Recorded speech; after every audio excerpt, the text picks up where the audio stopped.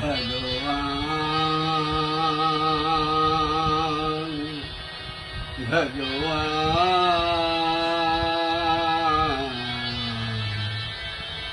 भगवान।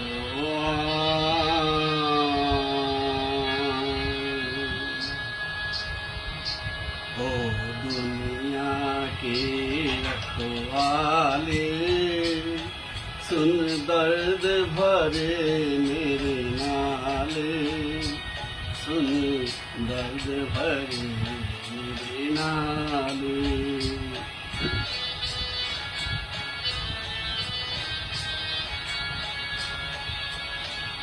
आस निराश के दो रंगों से दुनिया तुमने सजाई, नैया संग तूफान बनाया, मिलन के साथ जुदाई। जा देख लिया हर जाई, ओ लुट गई मेरे प्यार की नगरी। अब तो नीर बहाले,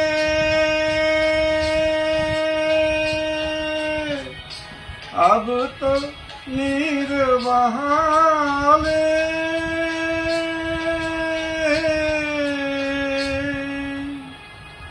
हो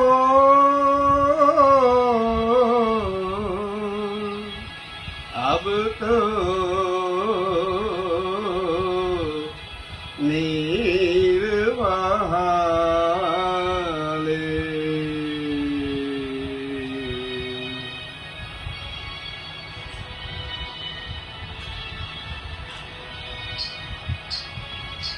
ओ दुनिया के रखवाले, सुन दर्द भरे मेरे नाले, सुन दर्द भरे मेरे नाले।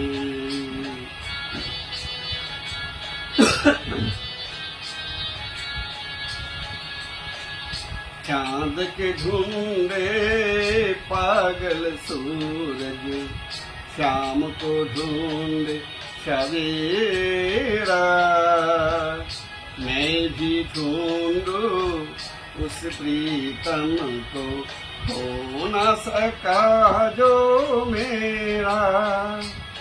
भगवान भला हो तेरा, हो किस्मत फूटी आस न टूटी। पाँव में पड़ गए छाले, ओ दुनिया के रखवाले।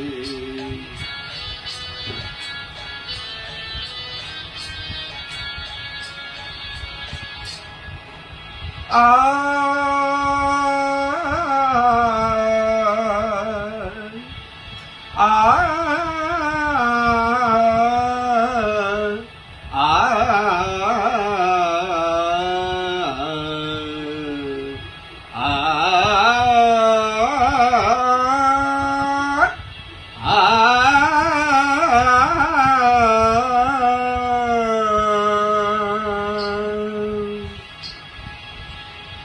महल उदास और गलियां सुनी,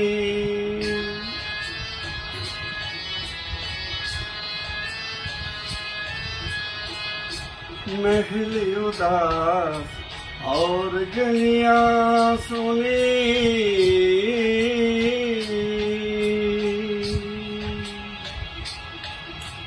महल उदास,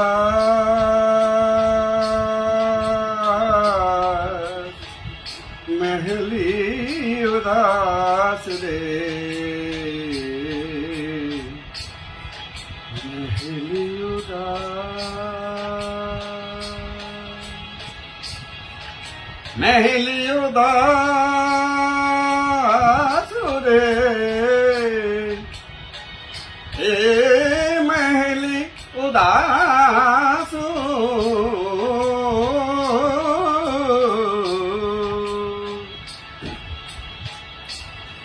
महल उदास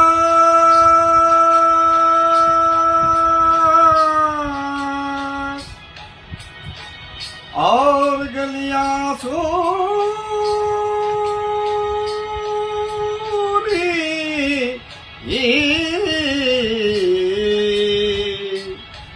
महल उदास और गलियां सुनी महल उदास और गलियां सुनी चुप चुप है दीवारें दिल क्या उजड़ा दुनिया उजड़ी रूठ गए है बहारे हम जीवन कैसे गुजारे ओ मंदिर गिरता फिर बन जाता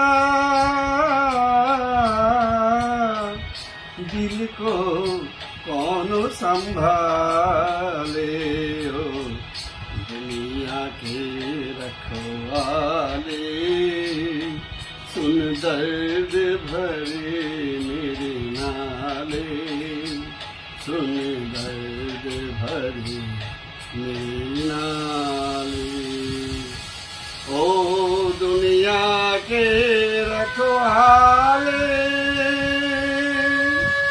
रखवाले रखवाले रखवाले रखवाले।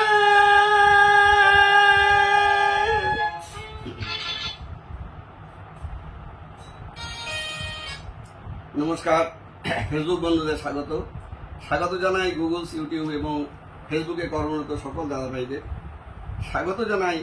এই অসাধারণ কারাওকেগুলো যারা আপলোড করে দিয়েছেন সেই সকল দাদা ভাইদের আপনারা সবাই ভালো থাকুন। আজ কিংবদন্তি শিল্পী শ্রদ্ধেয় মোহাম্মদ রফি সাহেবের ৪৪তম মৃত্যুবার্ষিকী। ১৯৮০ সালের আজকের দিনটি অর্থাৎ ৩১শে জুলাই তিনি মুম্বাইয়ের একটি হসপিটালে শেষ নিঃশ্বাস ত্যাগ করেছিলেন। তার বয়স ছিল মাত্র ৫৫ বছর। খুব অল্প বয়সে এত বড় একজন কিংবদন্তি শিল্পী, দেবদূত রূপী মানুষ আমাদের কাছ থেকে চলে গিয়েছেন। এইভাবে আমরা অনেক দেবদূতকে অসময়ে হারিয়েছি, আপনাদের আগেও অনেকবার বলেছি। যাই হোক, এই গানটি গাইবার জন্য ১ বছরেরও বেশি আগে আমাকে অনুরোধ করেছিলেন আমার বিশিষ্ট বন্ধু শ্রী অনুপম পাল। ওর বাড়ি দমদম এয়ারপোর্টে। তা ওর দুটো অনুরোধ রয়েছে পরপর, রফি সাহেবের দুটোই স্যাড সং। যেহেতু স্যাড সং, আমি আগে থেকে সিদ্ধান্ত নিয়েছিলাম যে এই গানগুলো আমি ওনার প্রয়াণ দিবসে আমি ট্রিবিউট করব। আর এই গানের বিখ্যাত গানটি বৈজু বাউরা ছবির জন্য রফি সাহেব গিয়েছিলেন। বইটি রিলিজ হয়েছিল ১৯৫২ সালে। আর গানের বাণী লিখেছিলেন বিখ্যাত গীতিকবি শাকিল বাদায়ুনি সাহেব, আর সুর সৃষ্টি করেছিলেন নৌশাদ আলী সাহেব। আর এই সুন্দর কারাওকেটি আপলোড করে দিয়েছেন তৌফিক ফৈয়াজ ওয়ার্স। ওনাকে অনেক ধন্যবাদ। একদম হল ভার্সন কারাওকে এটি। এই গানটি রফি সাহেব লন্ডনের বিখ্যাত রয়্যাল অ্যালবার্ট হলে গিয়েছিলেন এবং সেই গানটি আজ আপনার সামনে তুলে ধরলাম। যে আমি তো ওনার মতন গাওয়া সম্ভব নয় আমার পক্ষে, কারণ আমার ওই সুর সপ্তকে আমার গলাই ওঠে না। যাই হোক, যেহেতু অনুবন্ধার অনুরোধ ছিল সেই জন্য আমি গানটি গেয়েছি। আপনারা ভুল ত্রুটি একটু মানিয়ে নেবেন। আর এই গানটি রফি সাহেব এই হল ভার্সনের গান। এটি আপনারা গানটি শুনতে পারেন, ইউটিউব চ্যানেলে দেখবেন যে রফি সাহেব ওই একটি সুন্দর পাঞ্জাবি পরা তানপুরা নিয়ে বসে আছেন, অপূর্ব দর্শন। এবং ওইটি হচ্ছে আপনারা টাইপ করবেন যে রফি সাহেব লাইভ ইন লন্ডন, তাহলে পরে ওই গানটি আপনাদের দেখিয়ে দেবে এবং সেই গানটি আপনারা শুনে নিতে পারবেন। এরকম বহির্দেশে বা নিজের দেশেও অনেক যে হল ভার্সন যে প্রোগ্রামগুলো হলে করেছিলেন সেখানে তিনি কিন্তু এইটাই করেছেন। মূল বইয়ের গানের সঙ্গে কিন্তু একটুখানি তফাৎ আছে, কয়েকটা কথার তফাৎ আছে। এই গানটির মধ্যে কিন্তু তিনি বেশ কিছুটা ক্লাসিক্যাল কাজ ঢুকিয়ে দিয়েছেন, যেটা মানে গাওয়া সত্যি খুবই কষ্টসাধ্য ব্যাপার। সারা জীবনের সাধনা করে রবি সাহেব এই ধরনের গানগুলো গেয়েছেন, এটা তার কিন্তু বিখ্যাত গানগুলোর মধ্যে অন্যতম। যাই হোক, সেখানে আমাদের মতো ছাপোষা মানুষের পক্ষে গাওয়া সত্যিই খুব কঠিন ব্যাপার। যাই হোক, যেটুকু পেরেছি চেষ্টা করেছি। তা একটুখানি রফি সাহেবের সম্পর্কে একটু বলিনি, কারণ আমার অনেক ফেসবুক বন্ধু রয়েছেন নতুন নতুন, ওনারা অনেক কিছুই জানেন না। উনি জন্মেছিলেন 24শে ডিসেম্বর 1924 সালে অমৃতসরের নিকট কোটলা সুলতান সিংয়ে। পিতা হাজি আলী মোহাম্মদের ষষ্ঠ সন্তান ছিলেন তিনি। ডাকনাম ছিল ফিকো। কর্মসূত্রে পিতা পরিবার নিয়ে লাহোর চলে যান। রফি সাহেবের বড় ভাই মোহাম্মদ দিনের বন্ধু আব্দুল হামিদ তার সঙ্গীত প্রতিভা দেখে তাকে গান গাওয়ার সাহস ও প্রেরণা জুগিয়েছিলেন। পরবর্তীতে তিনি রফি সাহেবের শ্যালকও হয়েছিলেন। তিনিই রফি সাহেবের পরিবারের বড়দের সম্মতি আদায় করে তাকে নিয়ে মুম্বাই পাড়ি দিয়েছিলেন, সেটা 1944 সাল। রফি সাহেব মুম্বাইতে বড়ে গোলাম আলী খান, উস্তাদ আব্দুল ওয়াহিদ খান, পণ্ডিত জীবনলাল মত্ত এবং ফিরোজ নিজামীর মতো প্রথিত যশা শিল্পীদের কাছ থেকে ভারতীয় শাস্ত্রীয় সঙ্গীতের তালিম নিয়ে বিশেষ পারদর্শিতা লাভ করেছিলেন। ওখানেই বিখ্যাত সব সঙ্গীত পরিচালক ও চিত্র পরিচালকের নজরে আসেন এবং সঙ্গীত জগতে ধীরে ধীরে নিজের আধিপত্য বিস্তার করতে থাকেন। রফি সাহেব তার 4 দশকের সঙ্গীত জীবনে নওশাদজির সঙ্গীত পরিচালনায় সর্বাধিক গান রেকর্ড করেছিলেন। এছাড়াও অভিনয়ার শঙ্কর জয়কিষাণ এবং SD বর্মনের সুরেও অনেক গান করেছেন। লক্ষ্মীকান্ত, পেয়ারলাল, কল্যাণজি আনন্দজি এবং RD বর্মনজির সুরেও অনেক গান। আসলে সঙ্গীতের সকল বিভাগে বিশেষ পারদর্শিতার জন্য সকলেরই খুব প্রিয় পাত্র ছিলেন তিনি। অপূর্ব ব্যক্তিত্ব সম্পন্ন মানুষ ছিলেন। অনেক দান ধ্যান করেছেন, বিনা পারিশ্রমিকে অনেক সময় গান গেয়ে দিয়েছেন। জীবনে কোনোদিন মদ্যপান বা ধূমপান করেননি। অত্যন্ত বিনয়ী ও মিষ্ট স্বভাবের জন্য তিনি বিখ্যাত ছিলেন। 26,000-এরও বেশি ছায়াছবির গান করেছেন। ভারতের প্রচুর আঞ্চলিক ভাষা ছাড়াও ইংলিশ, স্প্যানিশ, ফার্সি, আরবি ভাষায়ও প্রচুর গান করেছেন। মান্না দে, লতাজি, মুকেশজি ও আশাজিদের সঙ্গে রয়েছে প্রচুর ডুয়েট গান। যে কোনো নায়কের গলার স্বরের সঙ্গে গলা মিলিয়ে গান মিলিয়ে দেওয়ার মতো আশ্চর্য দক্ষতা তার ছিল, যেটা শুধু মান্নাদেরও কিন্তু ছিল। যোগ্যতা নিরিখেই তাকে এই উপমহাদেশের সর্বকালের একজন শ্রেষ্ঠ গায়ক বলে বিবেচিত করা হয়। 1967 সালে ভারত সরকার কর্তৃক পদ্মশ্রী সম্মান ছাড়াও বহুবার চলচ্চিত্র আঙ্গিকে বিভিন্ন পুরস্কারে তিনি ভূষিত হয়েছেন। যাই হোক, আমি মনে করি তার অনেক আরো বড় বড় পুরস্কার পাওয়া উচিত ছিল, কিন্তু তিনি পাননি। এগুলো যোগ্যতা নিরিখে যেহেতু দেওয়া হয়, ভারতরত্নের মতো সম্মান নিশ্চয়ই ওখানে অনেক রকম পয়েন্ট থাকে এবং সেই পয়েন্টের ভিত্তিতে সেগুলো দেওয়া হয়। কিন্তু রফি সাহেবের কিন্তু ভারতের নাম উজ্জ্বল করেছেন বিদেশের মাটিতে, অনেকবার বিদেশে গেছেন। জানি না কোন নিরিখে তাকে দেওয়া হয়নি। এরকম যোগ্যতা সম্পন্ন মানুষ কিন্তু আরও আছেন, কিশোরজি আছেন, মান্না দে আছেন। যাই হোক, এটা সরকারি ব্যাপার, আমার সেখানে কোনো কথা বলা চলে না। আমি অনুপম দার আরেকটি রিকোয়েস্টের গান আমি করছি। আমি রফি সাহেবের গান গাওয়া সত্যি আমার পক্ষে কষ্টসাধ্য ব্যাপার, কিন্তু যেহেতু অনুপম দার অনুরোধ রয়েছে সেই জন্য আমি গানগুলো আপনাদের শোনাচ্ছি। খুব ভালো গান এগুলো, ওনার গাওয়া বিখ্যাত গান।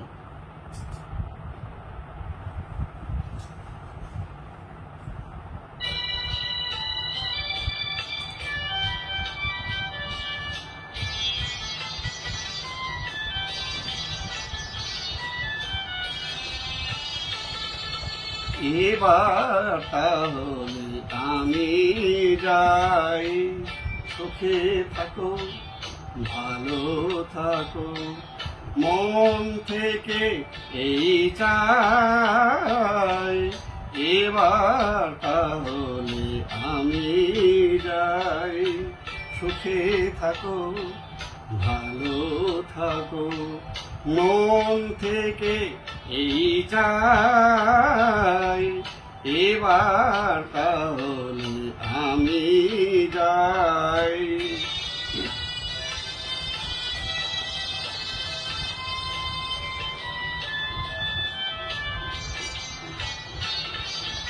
কি হবে পিছু দেখে, লাভ নেই মনে রেখে। কি হবে পিছু দেখে, লাভ নেই মনে রেখে, এই তো হয় আজ যা আছে কাল সে তো নাই। এবার তাহলে আমি যাই।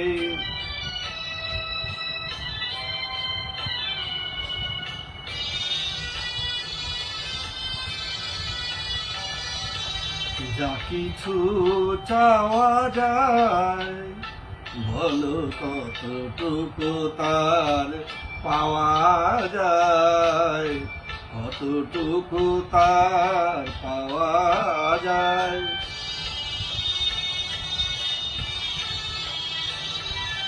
এ বিদায় বুকে বেঁধে কি হবে আর কেঁদে, বুঝো না ভুল এই অনুরোধ করি শুধু তাই।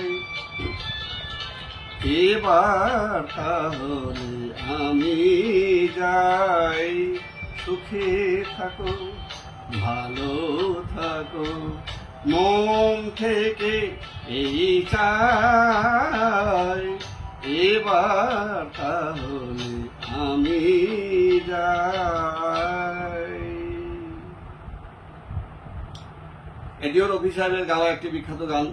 অনেক বাংলা গান তিনি গিয়েছেন, তার নজরুল গীতিরও সুন্দর সুন্দর অ্যালবাম আছে, সে গানগুলোও আপনারা অনেক শুনেছেন। এই গানের অ্যালবামের মধ্যে রয়েছে এখনই বিদায় বলো না, পাখিটার বুকে যেন তীর মেরো না, এই সমস্ত মানে স্যাড সংগুলো। আর এই গানগুলো গৌরীজি যখন লিখেছেন, এই গানটি তো তার লেখা শেষ গান। এবার তাহলে আমি যাই তার লেখা শেষ গান। তিনি সরাসরি তার ক্যান্সারে আক্রান্ত ছিলেন তিনি, এবং হসপিটালে তখন তিনি ভর্তি ছিলেন। আর রফি সাহেব এই গানের অ্যালবাম তৈরি করার পরের বছরই কিন্তু তিনি প্রয়াত হয়েছিলেন, মানে খুবই দুঃখজনক ঘটনা। আর গৌরীজিও কিন্তু তার কয়েক বছর পরেই তিনি আমাদের ছেড়ে চলে গিয়েছিলেন। এই গৌরীজি কিন্তু ভারতের সঙ্গীতের স্বর্ণযুগও তার হাত ধরেই এসেছিল, এবং অসাধারণ অসাধারণ প্রচুর কিন্তু কালজয়ী গান তিনি বিভিন্ন গায়ক গায়িকার কণ্ঠে কিন্তু উপহার দিয়ে গেছেন। কাজেই আমরা খুব অল্প সময় তাকেও আমরা হারিয়েছি। যাই হোক, তাদের এই সৃষ্টিকে নিয়ে আমাদের বেঁচে থাকতে হবে। শ্রদ্ধেয় শিল্পীর চরণে আমার শতকোটি প্রণাম জানাই। আপনারাও নাকি শ্রদ্ধা নিবেদন করুন। সবাই ভালো থাকবেন। আজ আসি, আবার দেখা হবে। নমস্কার।